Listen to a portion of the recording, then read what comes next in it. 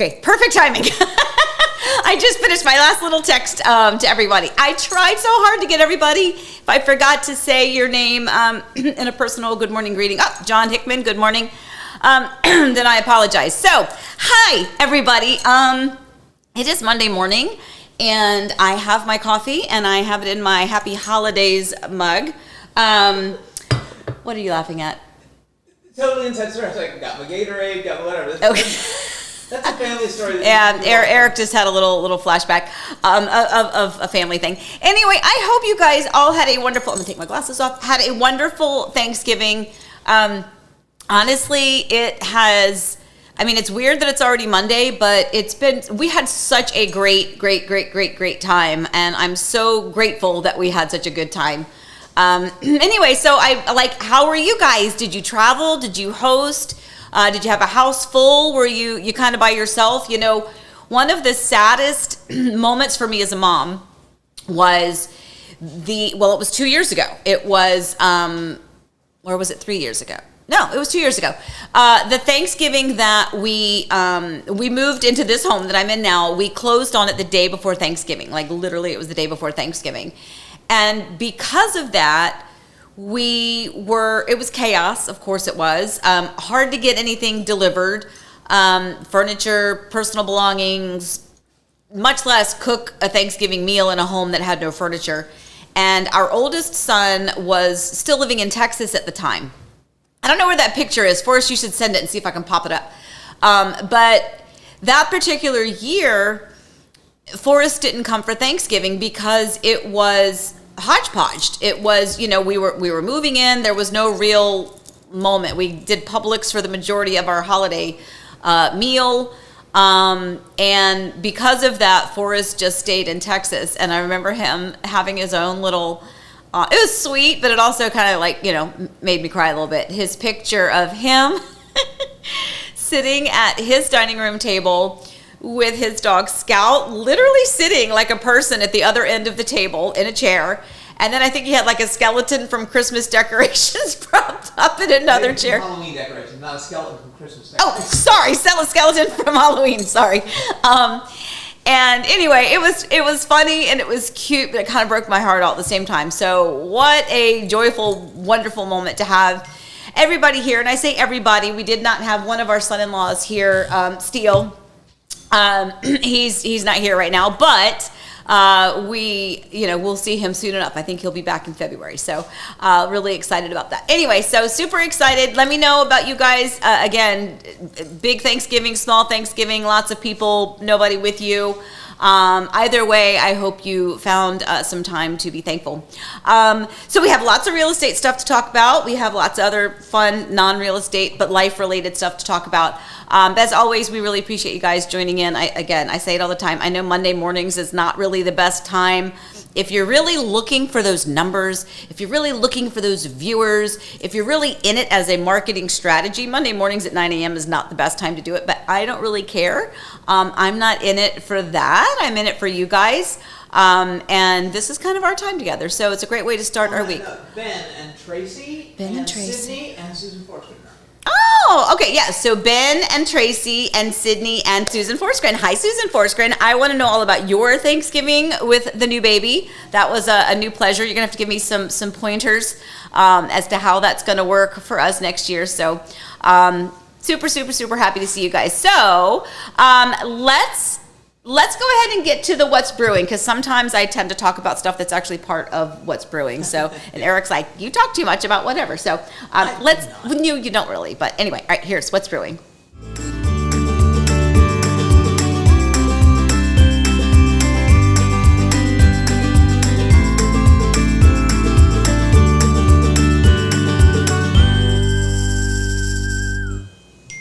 Okay, so big holiday weekend, new listings, and the Florida cold snap. Ah, what a tease. By the way, I will reach over to my husband across the island. For next week, we need to change. It has a Thanksgiving like backdrop. We need to do a Christmassy backdrop. Yeah, I thought that we're still this is Thanksgiving still, like today. Yeah. this is the end of the Thanksgiving period. Sure. And then there are a couple things that have the Christmas background in it, but Okay. Okay, I just noticed that. So, and I don't know how to do that. So he's going to change that for us. Anyway, okay. So our what's brewing topics: holiday weekend, new listings, and the Florida cold snap. So first of all, holiday weekend. As I was saying before, we were all here. Our oldest son and his dog Scout. You may actually remember it was last Monday. We did coffee time, and then Eric was flying to Virginia, and then they were starting their drive back. And so they got here Tuesday. And so we've had, not quite a week, but almost a week with them. They're actually leaving today. Today's another chaotic day because after coffee time, excuse me, they're going to start their drive back. My youngest son, home from college, home from JMU, so he'll be heading back this afternoon too. He'll be flying back. So it'll be a little bit sad. Elizabeth is still here. So I just told her a little while ago that, I was getting really, really sad, and then I remembered, I was like, literally Dawson's like laundry is happening. I don't know if Eric went and shut the door because it was a little loud. Doing, because your mom, right? So doing Dawson's laundry so that he can have clean stuff to take back with him to school. And I was like, okay, I need to get Elizabeth's laundry done. I was like, oh wait, I don't actually, because she's not leaving. So super happy about that. I didn't get Forrest's laundry done, but you can send it down to me, sweetie, and I'll get it done. Or he'll just take it back with him. Anyway, so yeah, we had a house full. So here is a quick little picture we did. The tree in this picture is not decorated. We have a tradition where the day after Thanksgiving, so on Friday, is when we I make a big crock pot of like the best hot chocolate. Like, there's instant hot chocolate, but then there's like the real hot chocolate. So it's the real hot chocolate. We set up the whole hot cocoa bar. We get that hot cocoa going. We have the Christmas carols going, and all of the kids. So we have had, and I don't have them in here, they're out in the garage now, but each of the kids, we've always done like the Hallmark ornaments. My mom and my grandmom kind of started that, and we've carried it on all these years. And so each of the kids have their own big, bin of ornaments that they get year after year after year. And so that is part of what we do on the Friday after Thanksgiving, is that we pull out all of the ornaments, and it really is, it's very heartwarming because, we're pulling out the ornaments and they all mean something, like some of them are old and like they laugh. Like I know my daughter has some like Twilight ornaments, and she's like, I can't believe I like Twilight so much. And then, Elizabeth loves Monsters Inc. So there's a lot of Monsters Inc. in there. There's just a lot of fun ornaments from when the kids were little. And then of course, as trends changed and things they liked, or movies or characters. Anyway, so that's what we do on Fridays with the hot chocolate. Yes, sir? Do Beth, and then do Susan, and then do Kim. All right, Beth, I'm supposed to say, happy Thanksgiving. I headed up to Vermont for the holiday. It was fabulous to see everyone, but yikes, it was cold and snowy. I can't believe how quickly I've acclimated to Florida weather. We have news for her coming up. Yeah, we do have news for you coming up, Beth. And by the way, Beth, I love you. I miss you. I can't wait. I have, I'm gonna have to come see you. I just am. So I'm so glad that you enjoyed that you've acclimated to the Florida weather. I'm glad you're able to get back home with some friends and family.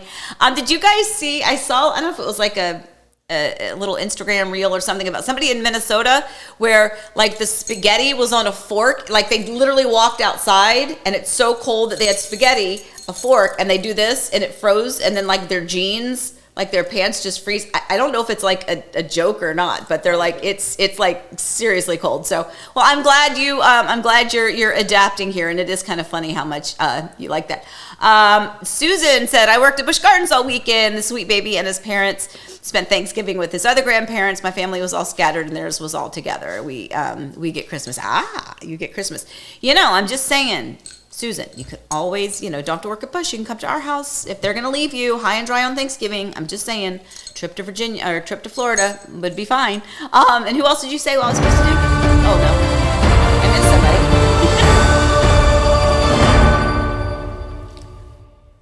Amy, I'm here on the other side of the kitchen counter with some breaking news that might be helpful to our viewers, like Susan Forsgren from Virginia. What? Am I not there? No, you're there, but I have a coming later this week.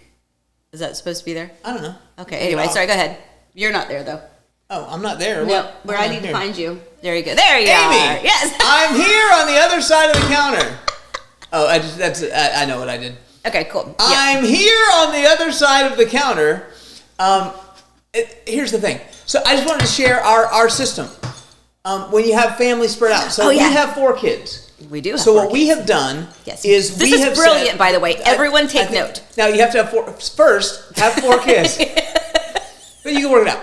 So we planned, like, this is 10 years ago. We set this thing because we knew the kids were going to grow up, have other families they had obligations for. And we used to spend Christmas and Thanksgiving and everything. We would go, like, we'd have it at our house, then we'd go to my parents' house, we'd go to Amy's parents' house, and we're, like, all over the place so everyone could get there. So we have 4 kids. So in the 0 and 5 years, so 2020, 2025, 2030, we expect, we hope that all of our kids, that's part of the reason we bought this house, that everyone will bring their families to us in those years. But then in years 1 and 6, our firstborn child, Forrest, we want him to come home with his family to us. So we get him on the 0s and the 5s and the 1s and the 6s. Mm-hmm. But for him, that's 4 years out of every 10. Right. That's not too much to ask, right? It's not too much, we hope. And then so on. So Allie's At the least, second born. by the way. Allie's the least. second born, so in the 2s and the 7s, and then Elizabeth in the 3s and the 8s, and then Dawson in the 4s and the 9s. So I just thought I would share that because it's a good system. I think now I will say, full disclosure, we haven't had to implement that yet. Because, we are very, very thankful that Alyssa and Hong and Elizabeth and Steele already live here. So, but it still kind of holds true, just the kind of the expectation, especially now that their families are growing. I could have done a little baby giggle, but I didn't. Anyway, now that their families are growing. Anyway, but so far we've been really lucky that Forrest has been able to spend every holiday with us. But at some point I'm sure that's gonna that's probably gonna change, and there'll be priorities elsewhere. But anyway, if we ever have to implement that system, then that is our system that we've come up with. I think it's fair, yes. Right? Okay. Anyway, I wanted to call Kim's thing because Yeah. Kim was confused about something. I don't know. Didn't hear what you said. So. Oh, yeah. Kim, just forget me. I know yours isn't built yet. I'm just thinking of Sarah Noah. So just ignore me. Ignore me. I've only had a half a cup of coffee. Half a mug of coffee. This is a big one today. Sorry, Kim. She's still building. I wanted. Is here, yeah. Elise has a question. Garrett is here. Oh, okay, hold on one second. Let me. There was something I wanted to see. I wanted to say something. Who was it? Sydney is back from her cruise. Yes. Oh, this is what I want to say. Julia, we did Thanksgiving in Texas. Grilled chicken that tastes great with cornbread dressing. Interesting. Grilled chicken. All right. In Texas style. That's cool. I like that. John Hickman says they have 4 kids and he likes our system. You do? See, John? Look, we are just a plethora of information. We have so much to share. Not all real estate related. What? And we share it all. Yes. Very clever system. I agree. Yep. And Susan, see, you can take that system too. I knew because you also have the 4 kids. Yeah. See? All right. Perfect. All right. So let me go to the second part of what's brewing. So we talked about the holiday weekend, the new listings. Okay. So this is a sip because this is a lot. Okay. So we have quite a few listings up, active. We kind of teased them a little bit last week, but one of them is a beautiful home in Oakland, Florida, which is basically nestled right between Winter Garden and Claremont. It's kind of this little strip back in there. Beautiful home. It is a Meritage home. Beautiful home, has a beautiful view, a beautiful pool. The pool actually has a putting green built into the little pool scape, so to speak.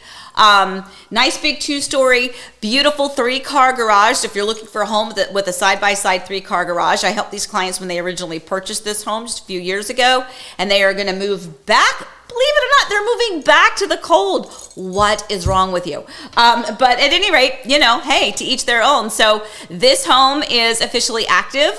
So great. Oh, by the way, and they took one of the rooms and made a home theater out of it. You can see it. Can you see it? Oh yeah, you can. I didn't see. I was only looking at the big one. Yeah, so there, if you take a look at the pool, beautiful pool, little putting green area in the back. The kitchen, I love that. It kind of gives you an idea. The darker cabinets, real natural kind of backsplash there. And then yes, one of the bedrooms they made into a home theater. And yes, the majority of that does convey. Not all of not the Star Wars decor and stuff, but as far as the screen and the chairs and the projector and the speakers and all of that stuff is going to convey. So interesting. By the way, we should do convey as a word one time. Another listing we have, if you are an investor, or if you are looking for your own private vacation home and you want to be in the Mac Daddy of all like vacation resorts, Margaritaville, that's where this particular home is located. 3 bedrooms, 3 baths, priced at $505,000. Again, beautiful. I was just there the other day. There is no carpet in this home. Again, you can probably see some of the pictures. Beautiful cabinets, counters. Love the flooring. This is a townhome, so it is connected. Obviously, amazing amenities there at Margaritaville, including a whole like shopping like mall area with like everything there. So lots and lots and lots of fun stuff if you're looking for an investment property or your own private vacation home, or just want to dabble in a little bit of both. Well, maybe it's your own private vacation home, and then maybe you rent it out other times that you don't want to utilize it. And then the other one is vacant land. So we talked about this last week. We teased it all a little bit. So we kind of have everything from the single family home to the town home, investment property, and now to vacant land. So this is 10 acres. This is what we talked about before. It is 10 acres, the majority of which are zoned like wetlands, but there's, I believe, 2.73 acres are buildable. So what a great opportunity if you have some ideas in mind. It is currently zoned agricultural, but Orange County, which is where this is. By the way, look at where this is on the map. Do you see Reedy Lake? Everyone's heard of Reedy Creek. Well, yes, Reedy Lake connects. Reedy Creek feeds Reedy Lake. Right, exactly. So, and if you look where that X is, look to the left of it, you see Seidel Road. Guys, that is the Seidel Village right there in Horizon West. So that is where this 10 acres is located. So great location. And just to be clear, so to the as you look at the screen, to the right of that X is Disney property. Like this attaches itself to Disney property. Yes. So yeah. How many of those are available in the world? No, I mean, seriously, that's crazy. And again, these were my clients that bought this property originally, and they had some great ideas of some things they wanted to do to it, and then just life situation, they're just going to sell the property and never really move forward on that. But so, great opportunity if you want 10 acres of land. And that one is priced at about $742,000 for 10 acres right here in the Seidel Village. Come on. Anyway. All right. So that is part of what's going when it comes to the new listings. There are a few more listings that we have that are going to be coming up right after the first of the year. Honestly, there's kind of too many to wrap my brain around and to spit out at the moment. But those new listings are going to be coming on the market right after the Christmas holiday, right after New Year's, because they're just, as you expect, right? Families just want to get the holidays through, get that done, host, celebrate, decorate, and then they'll work on that later. Hey, did I hit that button? I don't know if I You did. You got it. You're there now, babe. So one thing that I always forget to say, and I just wanted to say this to the good people. People are always asking about how's the market, and we say, well, the market's kind of slow this time of year, but you happen to be, I don't know if you know this, the #1 realtor in what we call Disney's backyard, which is the area north and west of Disney. No, it's a thing. So if there is a market indicator, right? We look at sales and all these things. Mm-hmm. The biggest problem we have right now is low inventory. Not a lot of buyers in the market this time of year, but low inventory has been the problem. Mm-hmm. But you are a market indicator. And because you are the #1 realtor here. So, no, but my point is, we're going to have, after the first of the year, at a certain point, we might have, 5 new listings going up in a week. We just had 3 new ones go up this past week. Mm-hmm. So my point is, if you're thinking about how's the market going, what's going to be the activity when we turn first of the year, we have a really good market indicator that most people don't know about, which is you. Mm-hmm. I'm just saying, we look at it and we go, oh boy, here we go. Yeah. So yeah, in fact, there's another one that is likely going to be listed. In fact, I'm going on Thursday again. Actually, I didn't help them buy this home, but I helped them sell the home that they had in order to move into this one. It was new construction. Absolutely freaking gorgeous lakefront piece of property, large 1-story. OMG. So actually going on Thursday to do a little preliminary information on that, and I've already got that in mind for a few clients. So we're going to be super busy. So I have a question. What is Geraint making all of those dates? Is he coming to visit us? He's coming every year, all 4 dates. Oh, I'm going to take it off. I got it. So are we going to see him? His point is in year 0, 1, 2, 3, 4. Geraint, I got all excited. I thought y'all were having a private conversation that I didn't see about dates that you were going to come to Florida. Darn it. Well, now you have to do that. Oh, bother. So those new listings coming up. And again, those are the ones that we have that just went active. And let's not forget, we have that beautiful former model home that is located in Winter Garden. Gorgeous, over 4,000 square foot home. Absolutely beautiful. That one is still on the market. There's been some interest in it. We've had quite a few people take a peek at it. It's just a really rough time of the year. We've said before, no matter where you live, even when you live in this magical place where we live here in Disney's backyard, just the holiday time in general is going to kind of slow things down. People start to push the brakes a little bit for the exact reasons that we mentioned before, that you tend to want to hang out at home with your family. Yes, sir? Amy, I'm here on the other side of the counter. I see you, dear. Open House Live this Saturday. We'll be doing. We have an open house at that home you're talking about. Okay. On Saturday, I will likely do another Open House Live where we show some video, take you through the house, show you some features. Plus, you can hang out with me live at the open house. Okay. Reporting from the other side of the counter. All right. I'm Amy Kidwell. Don't you guys get tired of this? Yes. Okay. Me too. Me too. Me 3. All right. The people love it. People love it. Okay. So here we go. Guys, I have to tell you, I know that you guys, a lot of you do live up north, or you went back to Vermont like Beth did to kind of see friends and family. And so you had a little touch of the cold, but I have to tell you, look at this. Look at this. Okay, you guys might be going, what? We moved to Florida so that it would be nice and warm and sunny. Yeah. I know. We get that almost every single solitary day of the year. But boy, isn't it nice right around the holidays to kind of get a little bit of a cold snap. So this is starting on, Eric, did you say Wednesday, honey? That map is for the lows on Wednesday. This map is for the lows on Wednesday here in Florida. So 45, 46, 47. Oh my gosh, it's going to be delightful. I'm so excited. Long sleeves, jeans, boots, maybe a scarf. Oh, isn't that amazing? Here's what people don't know. Here's what? Okay. What? So inside the marriage, when it's cold, and I am like, as Beth said, you adjust to the Florida thing. Yeah. When it's cold, and for me, cold is like in the 50s, like in the morning. This woman comes out and opens the sliders and just lets cold air flood in to where I am freezing my, I'll say, toes off. Mm-hmm. And she's so happy, and I'm so miserable, and it's the only source of unhappiness in my world. I'm kidding. But no, you love the cold. No. The cold. I do. The cold. Okay, but here's the thing. It's not that I don't want to be freezing cold out in snow, like mounds of it, and driving on icy roads necessarily. What I like is for the house to be chilly so that you can wear long sleeves, so that at night you can snuggle up with multiple blankets.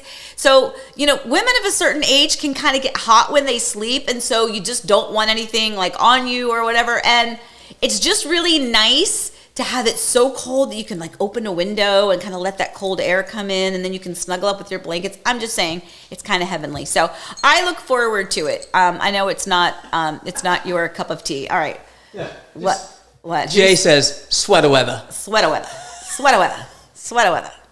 Oh my God. I love it.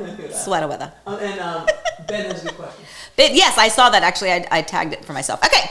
Ben, in new construction, who typically sets up the internet, Wi-Fi, wireless cameras, access points, etc.? Is this the cable company, or do you need a network specialist? Okay.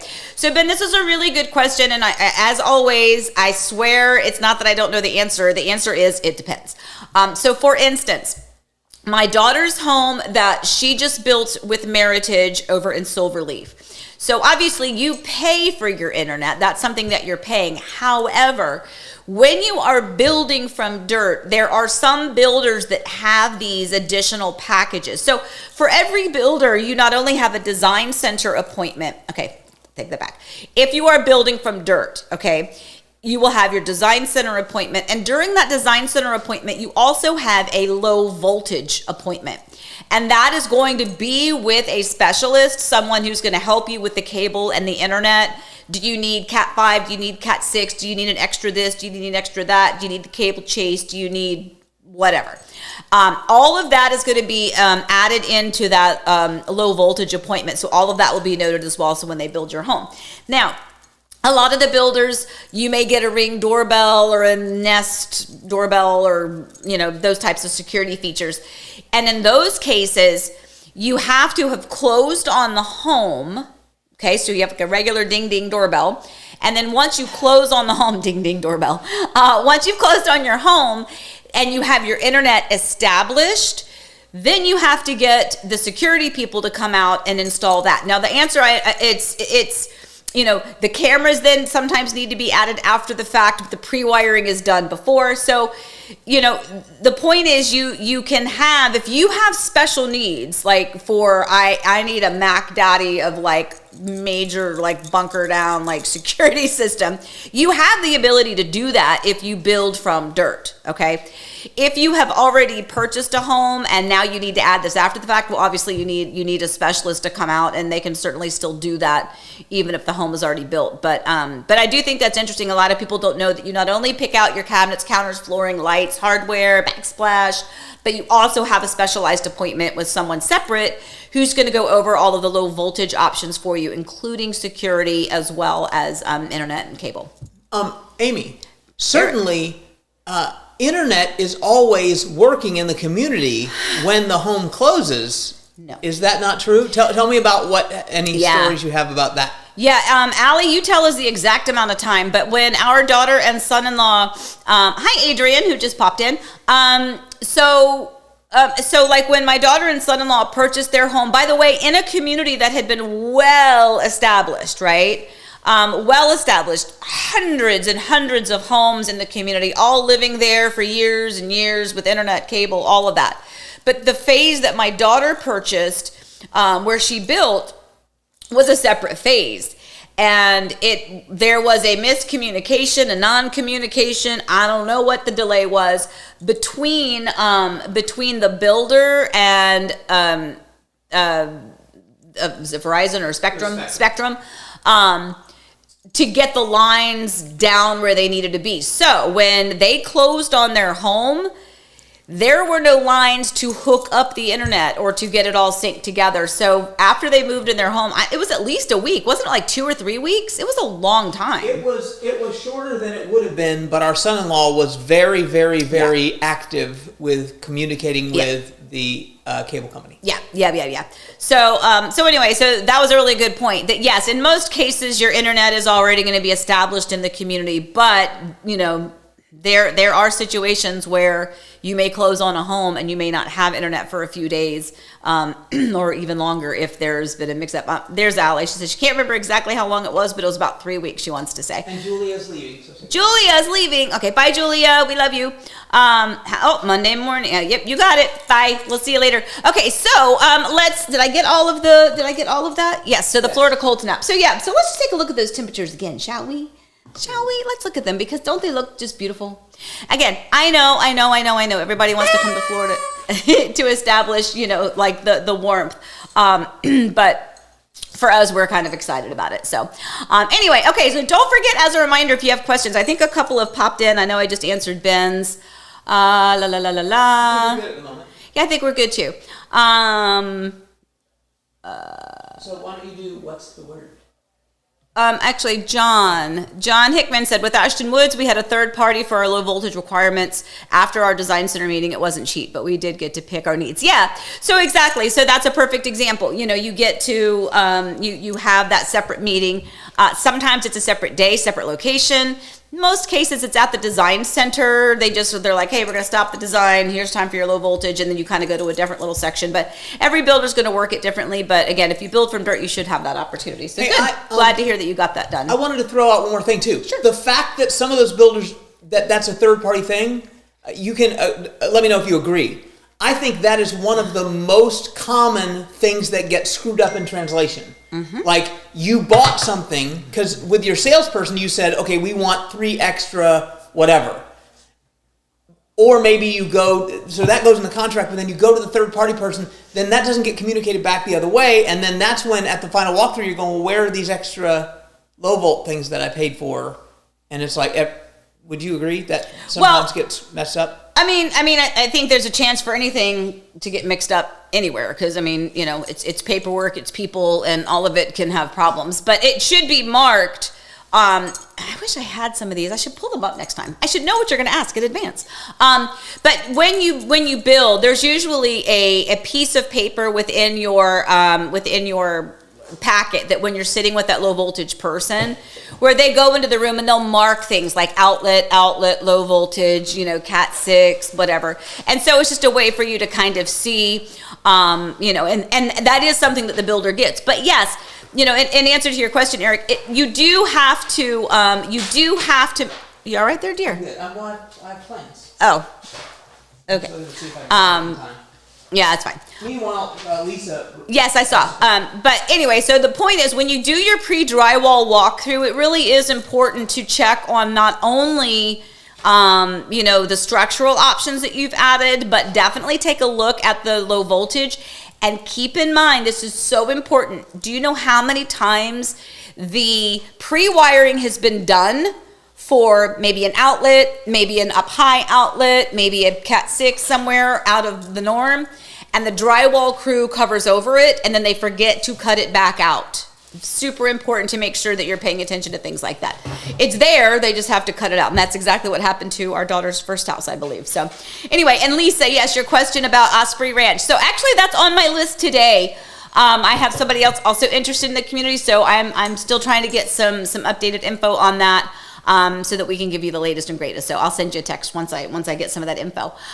Okay, so let me go to, what'd you say? The word? Is that what you wanted me to do? Yeah, sure. Let's do the word of the day.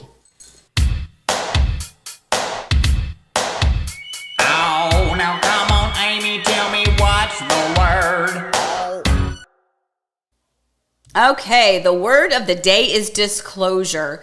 Okay, so this is important on for lots of reasons. Okay, so to disclose something, obviously common sense, the definition of disclose is to reveal, right? To let someone know something. And so when you are selling a home, you are required to fill out what is called a seller's property disclosure. And on that disclosure, it's like 4 pages long and it's a bunch of checkbox marks. It's yes, no, or don't know. And it just basically states things like, are you aware of any active leaks within your home? Has there ever been a termite treatment on your home? Which is always a confusing one because what they mean is, have you had termites and has the home been treated for them? Not have you had a preventative treatment for termites. So I always have to kind of clarify that one for clients when they're filling it out. But so it's 4 pages, lots of questions. Basically, how is your home doing? Have you had any plumbing leaks? Have you had any roof damage? Has there ever been any water intrusion? All of those types of things are important because you are required, sellers, you are required to disclose those things truthfully. There's also things on there about just, utilities and things like that. So it is important for you to fill that out properly. So again, that is a seller's property disclosure. So now for my buyer or a buyer, if it's my listing and it's somebody else's buyer coming in, the seller fills it out and signs it. The buyer then is supposed to review it, look at all of those questions, make sure that they understand everything that has been disclosed in the home. Like, let's just say there was a hurricane. When a hurricane came, there was some water intrusion in a window. The builder came back out and fixed it, or maybe it wasn't new construction and it wasn't warranty, and so it was a repair you had to have done outside. All of that is totally fine, by the way. That doesn't mean that people aren't going to buy your house. It just means that you need to disclose that, because what you don't want is for someone to purchase your home or contract on it, get their inspection done, and go, you know what, there's a lot of moisture behind that window frame. And then they look at it and they're like, oh, there's been some repairs done here, but there's still a crack, whatever, blah, blah, blah. And then they find out you never disclosed that. So the point is to be honest with that. Now, I say that because so not only does the seller fill it out and sign it, but the buyer reviews it and signs it. And now we are all in agreement that these are the issues with the home or the non-issues with the home. Now, there's also an important one, and I actually have a client going through this right now. So it's a learning experience kind of for all of us, to be honest, because I've never had an issue where there has been a severe issue when it comes to that seller's property disclosure.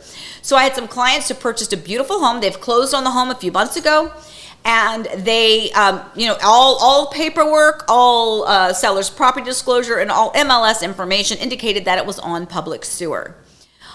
They found out from neighbors that no, it's actually a septic tank. Not a problem, but certainly something that should have been disclosed, and something that could have potentially affected whether or not my client wanted to purchase that home. Or at very least, it would have required one additional inspection during their due diligence or their inspection safety period. They would have had an inspection done on that septic tank. We would have done our due diligence, and we would have said, when was the last time that the tank was drained or inspected?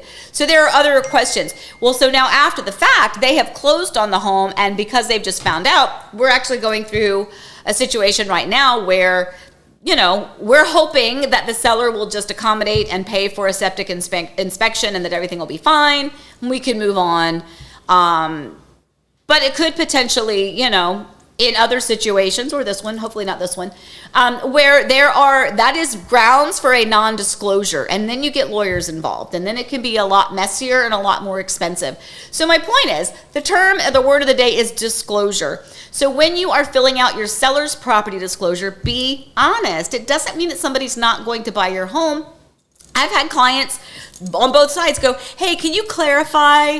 In fact, one of mine right now, they said, can you clarify what was written on that one? And the client was like, oh yeah, when, we used it as a snowbird home. When we left, the pipe for the refrigerator leaked a little bit, so there was water damage in the kitchen, but we had all of that replaced, brand new flooring. And so that's what the disclosure was. They're like, oh, okay. It doesn't mean your house is not working. It just means they need to disclose if there was ever an issue. So anyway, please keep that in mind. Be honest as always. Yes. Go to Raymond Sheffield first. Go to Raymond Sheffield. Hi, Raymond Sheffield. I know. But he didn't put a Q on it, but it's down. I see it. Okay. Are there exceptions when selling because of death of owner? Ooh, how should a buyer handle the lack of disclosure in that case? I'm going to be completely honest. I need to review, unless you remember. I don't believe a death. You're not required to disclose that. Well, we have a standard seller's property disclosure, right? Right. So that says, and nowhere in there says, and I think a lot of people think that's a thing where, like, did someone die in the home? Right. You're supposed to disclose that. That's not so you could disclose that if you wanted to, but that's not something you have to disclose. Right. And candidly, like, if it's an older home, a lot of times it's like you can tell someone elderly lived there, and that probably is the situation that happened. But always, even growing up before I was in real estate, people were like, well, if someone died in the home, you have to tell them. You don't have to tell them. And it's also like, we always say disclose everything. Yeah. But that's not a really material thing, and it's not on the form. No, I was going to say it's not. And the point of the seller's property disclosure is about the structural and mechanical elements of the home. How does the home work and function? Are there any deficiencies in the home? Are there any concerns? Does the roof leak? Is the AC unit broken? Those are the types of things that you need to know about that. So, if someone asks, I guess that's a different conversation. That's what I was going to say. The buyer could ask. Yeah, but it's not in the actual seller's property disclosure. That's a good question, Raymond. Cool. Excellent. All right. So Bunch of questions. we do have a bunch of questions. Okay. Let me go back to them then. Shall I? Oops. I'm getting it. Don't get mad at me. I'm old, everyone. You're acting like I'm get it right. Ben, thank you. Who are the typical internet providers in Horizon West?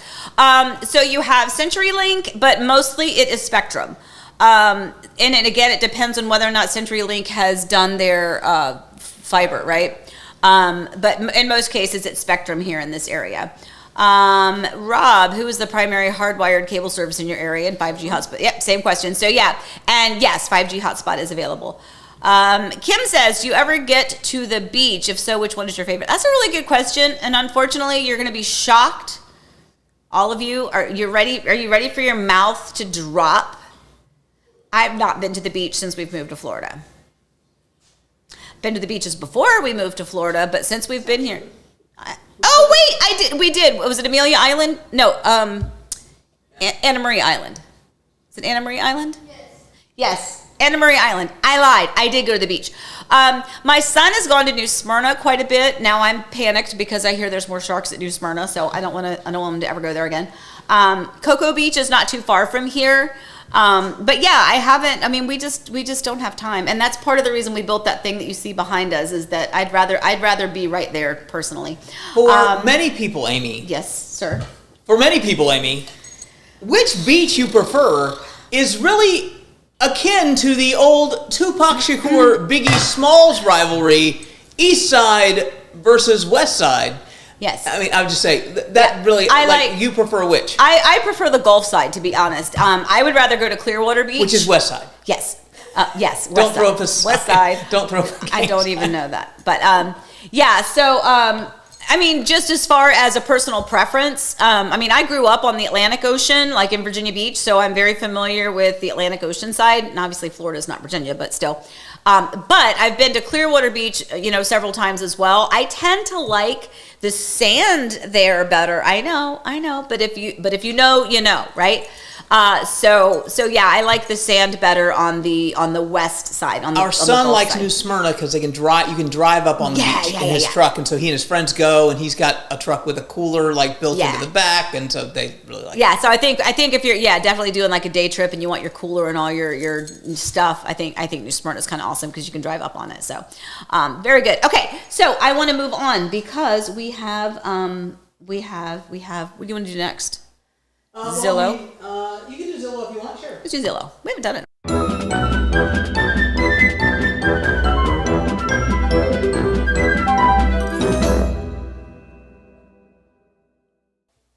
Okay, so we have not done one of these in a while. So this one is in Oakland, California. It is like a treehouse house. 4 bedrooms, 4 bathrooms, over 2,600 square feet, $3 million. But look at that picture right there. You are living like among the treetops. That is so cool. I mean, I don't know how I would feel about that, but I think it is definitely a unique home. So again, that's pretty big. That's a pretty big old treehouse type of an effect of a home to be 2,600 square feet. Sometimes in Oakland the ground shakes a lot. Like I'm saying, they have earthquakes. How do you feel being in an earthquake? I would imagine it's structurally built to. Of course, but survive that. But I mean, it really is beautiful, though. I mean, again, when I look at these homes, could I live there? Sure. Is it my taste? No, but it's beautiful. I mean, come on, though. That some of that is just really absolutely spectacular. Yeah, that's a good one. That picture right there is really good. So you can kind of see how it is up high, and that one scares me. So that picture absolutely petrifies me. There's no way I would be in. Nope, couldn't do it. So I mean, the picture's beautiful. I'll look at it from here. Anyway, so yeah, if you have 3 million, let me know, okay? And we'll go take a peek at that one. We haven't even done a Zillow in a while. Yeah. We've just had so much going on. Anyway, so don't forget, if you've got questions, let me know. I also wanted to mention one other thing, which I'll do that after I go to the Allie Knows Nothing, because I wanted to go through this one too, because it's kind of appropriate.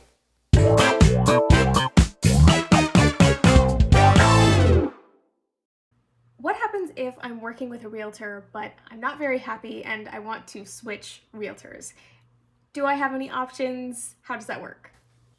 Very good. So I think I may have answered this question before, but because of a situation with a colleague of mine, it was a good time for me to bring this one back up. So when you are working with a realtor, most realtors, some realtors, I honestly don't know how many of them require you to sign or may require you to sign an agreement with them.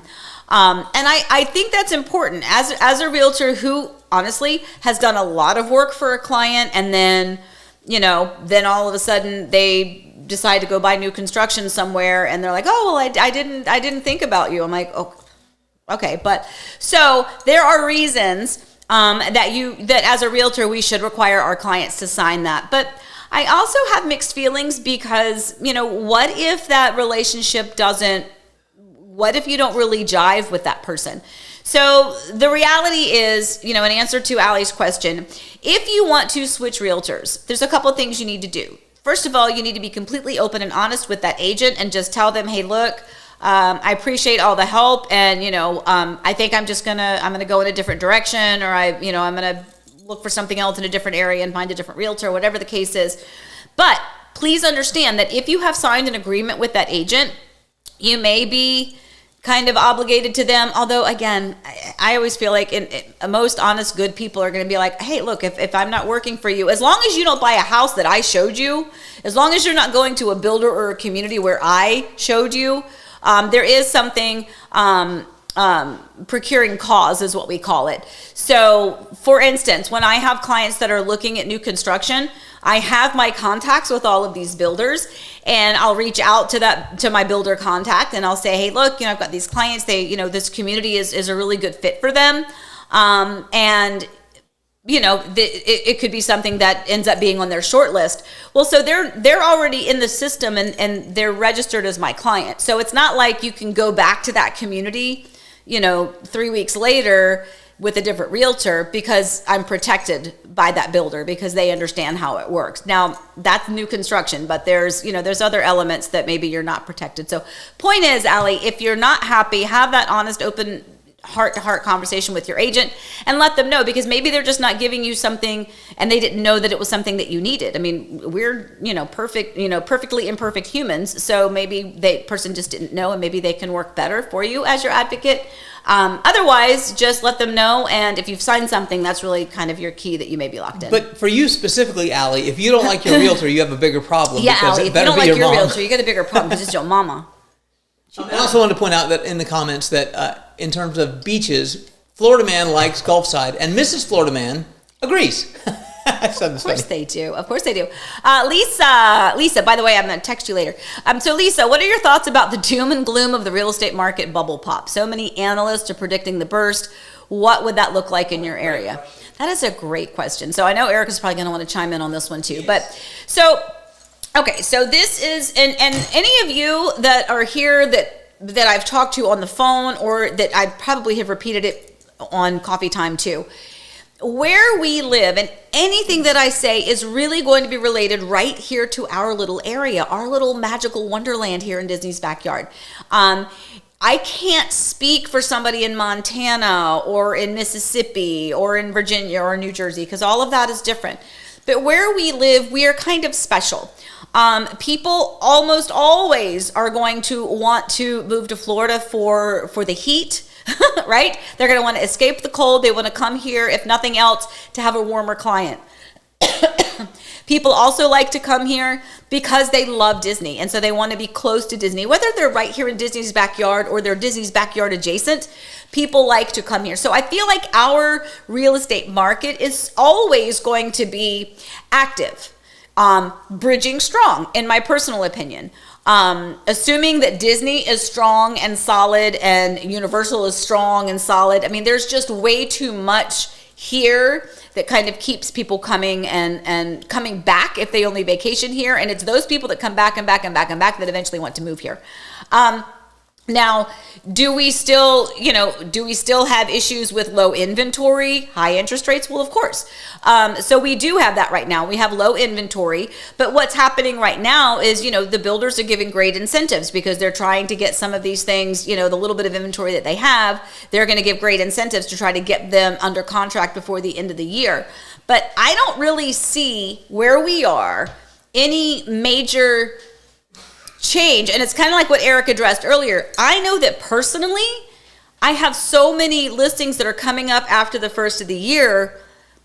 To me, that is kind of telling me what's coming up. Eric, did you want to chime in? I do. You'll be surprised. Yeah. So a bubble, as we traditionally understand a bubble, is oversupply, right? So 2007, 2008, if you watch the movie The Big Short or read the book, which I did both because they're both fantastic, what we had was the mortgage industry had this big collapse and adjustment, and that meant there were just tons of homes on the market and not enough buyers, right? So that's traditionally a real estate bubble, right? A shift in supply and demand. Right now, demand is low because of the time of the year and because interest rates are approaching 8%. So traditionally that's going to cause a diminishment in the amount of buyers there are relative to supply. Here's the thing. All of those people that have houses now with interest rates at 3, 4, 5%, they're not selling because they don't want to go buy something right at 8%, except for when they have to move, want to move, whatever. And most of the forecasts are that interest rates are going to come down. So there's an argument that says, hey, you're going to pay higher interest for a little bit. Anything can happen. But the point is, we are not feeling a bubble right now because we don't have the supply even to meet the demand. Other than this time of year, it has felt that way a little bit. We feel like in the coming year, now the indication that we have more supply coming may be an indication that we're going to get more on the market. That would tend to lower prices. But prices have actually gone up here and across the country because supply has been so low. So, and then the other thing I want to address about that is when you say analysts have been saying that there is a bubble and it's going to crash, just choose your analysts carefully. Yeah. We're in the real estate business, but we're also in the YouTube business. We're on YouTube right now. And a lot of people, we don't make a lot of money from YouTube. A lot of people do. Mm-hmm. And the way you make a lot of money from YouTube is to say something outrageous and shocking and frightening. Then people will watch that to go, oh, the housing market is going to crash. So there are people you can find on the internet who they have 7 years worth of videos that say the real estate market is definitely crashing this quarter. And if you go, and they get a lot of views on those things, but if you go back to their videos, they've been predicting it over and one of these times they'll get it right. They will, because it will happen at some point. Right. But an adjustment, maybe not a crash, and then they'll say, see, I'm right. But then point back to the 20 videos in a row they made once a month that said, it's happening right now, I can prove it, and it just isn't. So be careful about the people saying a crash is coming. Really what people are saying is, until we have more inventory, we just have a supply and demand problem, so it's not possible for there to be a crash. There can be a little bit of stagnation because we're going to have that inventory problem, but as buyers are in the market because people need to move and do things, it's just going to be, in the short term, no. Long term, who knows? That's all I have to say about that. Yeah. No.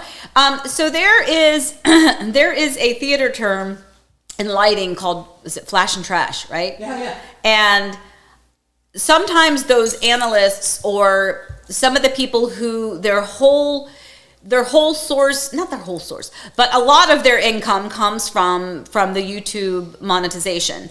And in theater, you would call it flash and trash, where it's like you have this, this number, and it was just like you're throwing everything at it, right? You're throwing everything. It's just lights, crazy, strobe lights, and telebeams are all over the place. To obscure the fact that the people on stage can't dance, right, which I've experienced myself. But no, like seriously, yeah. So you have all of this stuff going on to make what's actually happening on stage look or appear better. So if you kind of compare that to some of the people where they're just spouting things, it's like Eric says, they just want to say something shocking, something to grab the interest of someone so that more people will watch it, because the more people watch it, the more money they are making. and the truth doesn't always, there's nothing always shocking about, the boring truth sometimes. But that's why. You know what also helps with YouTube?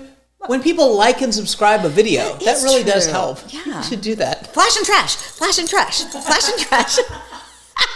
No.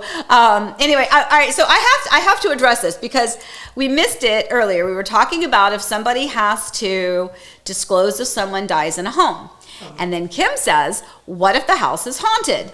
And then we're going over, and then Rob says, in some locations, let me read it over here because it's deemed that a house is haunted, then it must be disclosed. My apartment complex was a cemetery 200 years ago. The bodies were not moved. Some apartments get a lot of activity. Rob, no way. And then, Rob, I've lived in 3 apartment complexes. Every night when I would go to bed, the bed would rise in the air a few inches, moved up. Okay, now you're starting to freak me out. And then Rob says a friend had an apartment where you could just watch certain items moving through the apartment. Rob, get out. Get out. Come to Florida. Yeah, there you go. Oh my gosh. Okay, that's crazy. Yeah, I don't. Florida man, here you are. Hi. If a seller is considering listing a home in March, how much lead time does a realtor need? Why do you ask, Florida man? So a lot of that depends on, how much the seller is like how much information they're going to want. So for instance, I have a client right now. They're a former neighbor of mine. They're going to list their home in the middle of January, but they reached out yesterday. And so we're giving them their home pulse, all of that information, full deep data dive into the market and pricing. Now, that's as of today, which is what? November 27th. Yeah, so we're not going to list it until the middle of January. We're going to do those numbers again. But where that does is it gives us a baseline of expectation. So we can at least start talking numbers and strategy. And I'm going to sneeze in a minute. I'm going to try not to. Oh, no. Oh my gosh. I knew I was going to sneeze. Okay, sorry. But as far as how much notice does a realtor need? So the reality is just a few days. If you are 100% ready to go, or a seller is 100% ready to go, meaning their home is clean, it is neat, it is tidy, it is show ready, it is photographer ready, then it's a matter of all of the paperwork is done via DocuSign anyway. It can be signed in person if that's what a client wants. Sorry, the puppy's at my feet. And so I have had a few clients that wanted to sign things in person, but most people, we just review it and they sign it electronically. That's on me. I get that done very quickly. We have to have determined the price. So we just want to make sure we've had time to review that data and agree on a list price, a day that you want to have it listed. The main thing that is going to be a timeline indicator is getting the photographer there. We do hire a professional photographer. I get the photos about 24 hours later. So, if let's just say we're going to list a home on a Thursday, I really would like to would really like to have that photographer there Monday or Tuesday kind of at the latest, just to give me time to get the photos done on Tuesday, to get the photos received on Wednesday, and to make sure everything is wrapped up tight with a pretty bow, ready to go active on Thursday. But in a push, we can do it in 48 hours. In a push, we can do it in 24 hours. We may just have to change photos later. We may have to do a quick version of photos and then professional photos, afterwards if need to. But just give us a couple days. How about that? I would also say, though, in terms of one of the most important things you do to market your house is pick the right price. Mm-hmm. So we'll do a lot of work right now, and we do all the work right now, but we're definitely going to want to look, let's say you're doing March, mid-February, we want to look again and say, what is the right price? We have a lot that and hopefully, Florida Man, you'll see, a lot of the stuff we do really tries to dial in on what we call the sweet spot of where to list it. We work really hard on it, but where we would price a home right now is completely different than where we might price a home in March. Exactly. Or maybe not, but we don't know until we see what's on the market, what has sold, what's pending, all that stuff really goes into it. So on the pricing, we want to be tight. We want to be closer to the time. Yes. But we do, if you're thinking about it ahead of time, we do want to look earlier because... Right. Exactly, and that's what I was just saying. Like, so for our former neighbors, we're gonna do some stuff now, because candidly, her heart number is not real. It's not real feasible. And will it be January 15th? Maybe, but it's not likely. So a lot of that is good to have that conversation where we can go, look, here's the current data. This is going to be our range. And then, yes, right before we go, and we do this for every person, whether you're looking to list it a month in advance, 3 weeks in advance, or 4 months in advance. We always do exactly what Eric just said. We're going to do the data information now. We're going to provide everything now.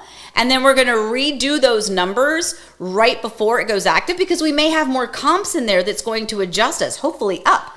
Sometimes it actually adjusts us down. But that will allow us the opportunity to have the most recent data, the most recent closings in public records, so that we can change that number for you. But a lot of that work to show you how we come to it gives people a lot of great peace of mind if it has to be done quickly, because they don't think that we just came at it with a quick number off the top of our head. We can say, look, we've tracked this. You can see here. We're not just giving you a quick 24-hour notice. We're telling you that we've looked at it for a while. So, quick note. Paige just texted me and mentioned that in Connecticut, she can confirm you do have to disclose if you believe your house to be haunted. So Paige, is that real? It's on the disclosure. So. Really? Yeah. Okay. Interesting. So Paige, one of our sweet clients who they've already closed on their beautiful home with twin boys and Bear the dog. Jane Buggy's leaving. Bye, Jane. Bye, Jane. We'll see you later, Jane. But yeah, so Paige said, where'd you say, Connecticut? Connecticut. It is on the seller's property disclosure that you have to disclose whether or not you think your property is haunted. I am blown away. I'm going to have to research this a little bit. This is exciting. Okay. Anyway, interesting. Okay. So, any more questions? Pop them up, and then if not, I'm going to move on. Can I go to some quick barking news? Yeah.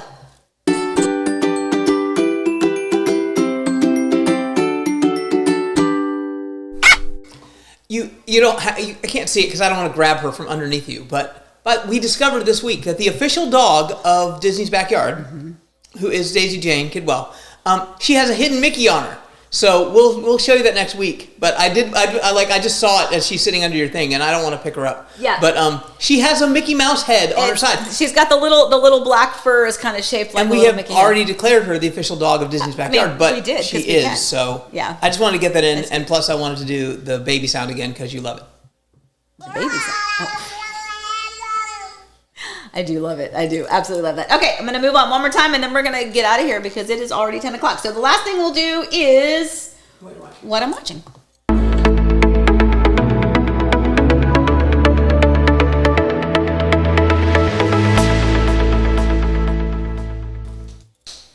Okay, so I'm actually still watching 6 Feet Under, but the other day during the Thanksgiving weekend, the boys, meaning Eric, Hong, Forrest, and Dawson, the boys went to Topgolf. And while the boys went to Topgolf, me and my two girls, Alyssa and Elizabeth, had a girl day here at the house, and we watched Austin Land. Now, we've seen this movie before, but it's been a long time, so we watched it again. Carrie Russell, I just love her. And anyway, so it's basically about an experience where if you're a Jane Austen fan, you go to Austin Land and there are actors there. You're kind of immersed into that time period, into that lifestyle, and it's just a cute little movie. So if you're looking for something, I believe it's on Amazon Prime. We actually have the DVD of it. I bought it years and years ago. Literally, it was never opened out of the little cellophane package. But I opened it now and we watched it. But anyway, so if you're looking for a quick little cute kind of a girls' night or some kind of a chick flick, you might like that one. It's a good one. So anyway, all right, my friends. Sydney just has a follow-up question. You might as well Sydney, don't crimes have to be disclosed as well, like murders? No. I think it's going to be different state to state. But it's definitely not on the disclosure form. I mean, And specifically, we're not supposed to talk about crime rates. It's a component of steering. Yes. You're not supposed to say don't go there because the crime rate is high, or this is a good neighborhood. You're not allowed legally not allowed to say those things, so that's general. And then specifically, the crime rate is not on any crimes. It's not on disclosure, but it's public information, so a buyer can find it. Exactly. Real quick, Garrett said, missing your Sunday drives. When are you doing the next one? Okay, thank you. Because the truth is, we haven't done one in a while. It's been, as we mentioned earlier, whenever there are holidays, there's a lot of travel that happens for Eric to get back and forth. And we've just been really, really busy with some, clients and houses and listings, and again, with the holidays coming in. So there's been, I think, twice that we had to make I think it's been 3 weeks we haven't done one. Yeah, I think we had to kind of make that executive decision, knowing that we have other videos that are posting throughout the week. We're never going to leave you people, but don't worry. I will commit, this week there will be one. Yeah, there will be one. However, when I can get to the graphics, it's going to no longer be called Sunday Drive. It's going to be called Driving Disney's Backyard, because we talked about the YouTube thing. Sunday Drive, no one knows what that means so much. It may be Sunday Drive in Disney's Backyard, but we want to make it more about where we live and why it's good to live here. So, but this week that is coming, I promise. So, I promise. Unless I break that promise. No.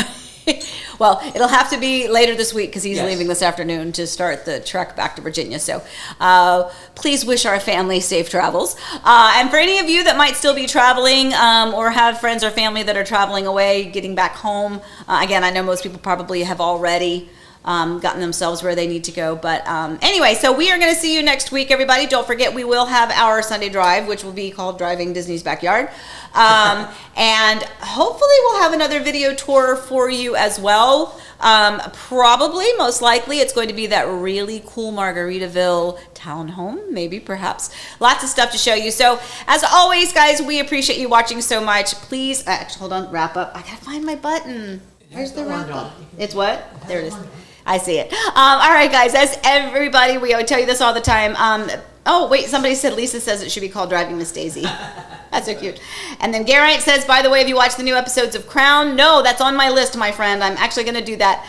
All right, guys, everybody, please stay safe, stay well. Remember, we love you guys. We will see you next Monday, but we'll see you before then in other facets here on YouTube and Sunday drives and whatnot. You guys have fun. Take care. Happy house hunting. Bye-bye. And finish.